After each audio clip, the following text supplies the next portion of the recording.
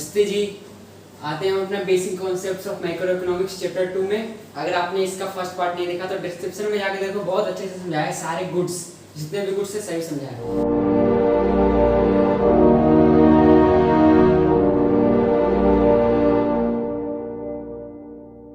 अब बारी आती है डायरेक्ट टैक्स, इनडायरेक्ट टैक्स। देखो पहले से ही लिख रखा है मैंने, नेशनल इनकम इसी पे बेस्ड है, क्योंकि यह है गोला बारूद चैप्टर। इसके आगे जितने भी आएंगे सब गोला बारूद वाला है।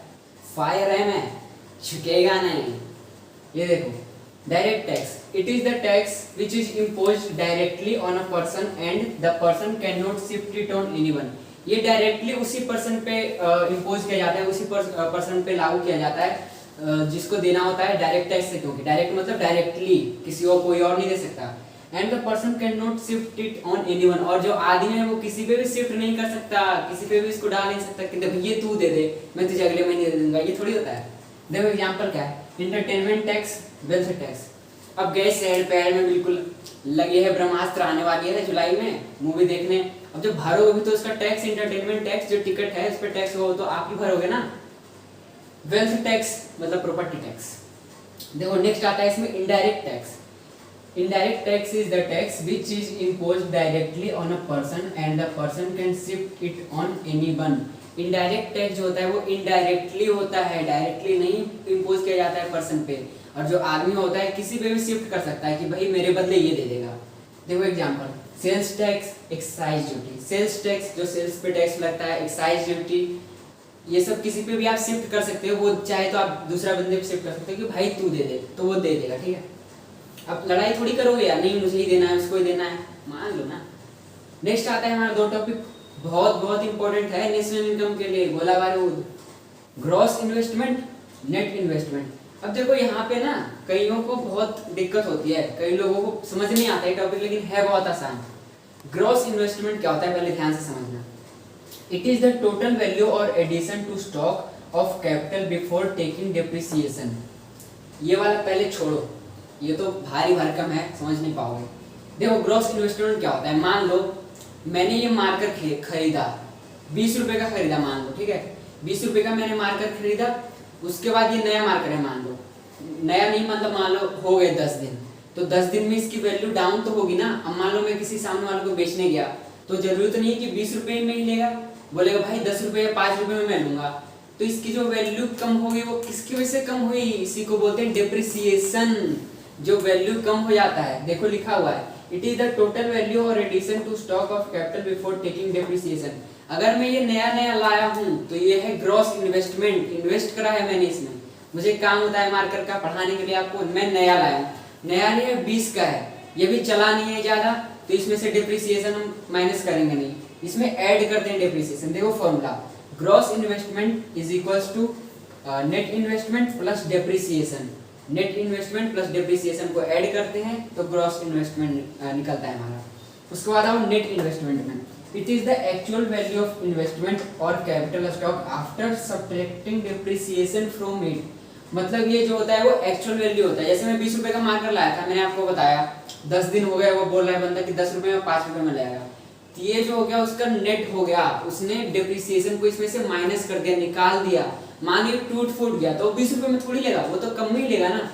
ये हो गया नेट इन्वेस्टमेंट। इसका जो फॉर्मूला होता है नेट इन्वेस्टमेंट का होता है ग्रॉस इन्वेस्टमेंट माइनस डेप्रिसिएशन। मतलब ग्रॉस इन्वेस्टमेंट मतलब जितने का लिया था 20 रुपए का, डेप्रिसिएशन कितना 10 रुपए चार्ज कर रहा है, 20 माइनस 10, नेट वैल्यू क्या निकल के आई 10 रुपए। समझ गए, ग्रॉस इन्वेस्टमेंट मतलब 20 रुपए का मैंने लिया था तो 20 रुपए का ही, नो डिप्रिसिएशन, इसमें सब्ट्रैक्ट नहीं करेंगे। और नेट इन्वेस्टमेंट मतलब इसमें से डेप्रिसिएशन माइनस करेंगे, क्योंकि टूट गया है भाई, पुराना हो गया है। अब कोई टीवी लाए, सोनी का मान लो लाए QLED या 4K टीवी 2 लाख का, तो 2 लाख का लाए तो अपने ग्रॉस इन्वेस्टमेंट, टोटल इन्वेस्टमेंट कितनी थी, वो हो गया आपका ग्रॉस इन्वेस्टमेंट। देखो इसमें डेप्रिसिएशन को माइनस नहीं करते, इसमें ऐड करते हैं, ठीक है। उसके बाद आया नेट इन्वेस्टमेंट। तो नेट इन्वेस्टमेंट में जो आप टीवी लाए हो उसका एक्चुअल वैल्यू अभी कितना है। मान लो 1 साल हो गया टीवी को, तो ऐसा तो नहीं कि मान लो चलो कुछ खराब नहीं हुआ, तो 1 साल हो गया ना टीवी को, आप यूज कर रहे हो ना, रोज यूज कर रहे हो, डेली बेसिस पे यूज कर रहे हो। तो अगर आप किसी को बेचना चाह रहे हो, कंपनी को भी बेचना चाह रहे हो, तो आपको 2 लाख में नहीं देगा, कुछ तो उसकी वैल्यू कम होगी, तो उसी में से डिप्रिसिएशन उसी को बोलते हैं जो वैल्यू कम जाती है टाइम टू टाइम। ठीक है, ये हो गया। इसका स्क्रीनशॉट लेना है, स्क्रीनशॉट ले लो। मैं साइड हो जाता हूँ, ले लिया। देखो ये बहुत आसान सा टॉपिक से समझ में आ जाने वाला है, ऐसा कुछ दिक्कत है नहीं। ठीक है, जहाँ पे नहीं समझ आए हम हैं, बताओ कमेंट में, क्वेश्चन लिखो तुम, हम हैं। अब आता है हमारा डिप्रिसिएशन और कैपिटल लॉस। जैसे कि मैंने आपको डिप्रिसिएशन में बताया था, तो देखो डिप्रिसिएशन होता क्या है, एक्चुअली इसका मीनिंग जानते हैं। Fall in the value of fixed assets, fall in the value of fixed assets, fixed assets के वैल्यू में फॉल होना, गिरावट आना। किसकी किसकी वजह से, कारण क्या है, reason, normal uses, wear and tear, expected obsolescences. देखो मान लो कि आपने कोई मोबाइल लिया है, ठीक है, मान लो मोबाइल लिया है कोई, अब वो फिक्स्ड एसेट है, उसके डिप्रिसिएशन मतलब क्या होता है, टाइम टू टाइम उसकी वैल्यू में गिरावट आती रहेगी, डाउन होता रहेगी उसकी वैल्यू। देखो नॉर्मल यूजेस, नॉर्मल यूज कर रहे हो, फेसबुक, इंस्टाग्राम, व्हाट्सएप चला रहे हो, नॉर्मल यूजेस, बैटरी खराब होगी ना, उसका धीरे धीरे जाएगा ना, डाउन होगा ना। वियर एंड टियर, मान लो फट गया कहीं से, उसका स्क्रीन टूट गया, ये टूट गया, वो टूट गया। एक्सपेक्टेड ऑब्सोलेंसेस, आपको पता है किसी ना किसी दिन वो खराब होगा, हमेशा के लिए तो रहता नहीं है। ये भी होता है depreciation. Fall in the value of assets due to normal uses, wear and tear and expected obsolescence. वो घटना हमारा एक्सपेक्टेड होता है, हमें पता होता है कि ऐसा होने वाला है। देखो अब आते हैं कैपिटल लॉस में, कंफ्यूज मत होना। It is the loss in the value of fixed assets. ये क्या होता है, loss in the value of fixed assets. यहाँ पे लॉस हो रहा है, यहाँ पे फॉल हो रहा है, यहाँ पे लॉस हो रहा है। Assets, fixed assets, due to unexpected obsolescence और नेचुरल कैलेमिटीज। मतलब मान लो अनएक्सपेक्टेड क्या होता है, जो हमें पता ना हो, जो हमें पता ना हो वैसी चीजें हो रही है हमारे साथ। और नेचुरल कैलेमिटीज मतलब प्राकृतिक आपदाएं, नेचुरल मुसीबतें जो होती है वो। ठीक है, देखो मान लो हमारे पास कोई मशीनरी है या हम प्रोडक्शन कर रहे हैं किसी जमीन पे, अब हमें ये थोड़ी पता है कि कब भूकंप आ रहा है, कब बाढ़ आएगी। ये तो पता है कि भूकंप आ सकता है, लेकिन ये थोड़ी पता है कब आएगा। ये होता है अनएक्सपेक्टेड ऑब्सोलेंस। और नेचुरल कैलेमिटीज भी इसी को बोलते हैं, सूखा पड़ गया, बाढ़ आ गया, भूखमरी हो गई, बहुत कुछ हो गया, गोला बारूद चल गया। ठीक है, ये होता है। अब देखो depreciation it does not hamper the production process. Production process पे इफेक्ट नहीं डालता है, क्योंकि हमें पता होता है, क्योंकि एक्सपेक्टेड होता है, हमें पता होता है कि ऐसा होने वाला है। अब देखो capital loss, it hampers the production process. यह प्रोडक्शन प्रोसेस को हैम्पर करता है, क्योंकि कैपिटल लॉस होता है तो सब खत्म हो जाता है भाई, कुछ नहीं बचता करने के लिए। अब देखो depreciation, provisions are made because it is an expected loss. हम प्रोविजन बना के चलते हैं, हम कुछ करके चलते हैं कि अगर हमारा लॉस हुआ तो हम इस तरह से इसको रिपे करेंगे या कुछ उसके जगह नया करेंगे। तो ये हम पहले से ही हम करके चलते हैं। Provisions are not made because it is an unexpected loss. ये हमें चीजें पता नहीं होती है तब लॉस होती है, इसलिए हम प्रोविजन कोई नहीं बनाते हैं। मान लो आपका मोबाइल है, आपको पता है कि एक दिन खराब हुआ, तो 1-2 साल पहले क्या करते हो, पैसे जोड़ने लगे। जैसे आपका नया फोन ले लिया है मार्केट में, तुरंत ले लिया। ये हो गया डिप्रिसिएशन। एक्सपेक्टेड है, हमें पता है वो खराब होने वाला है, चला जो रहे हो रेगुलर।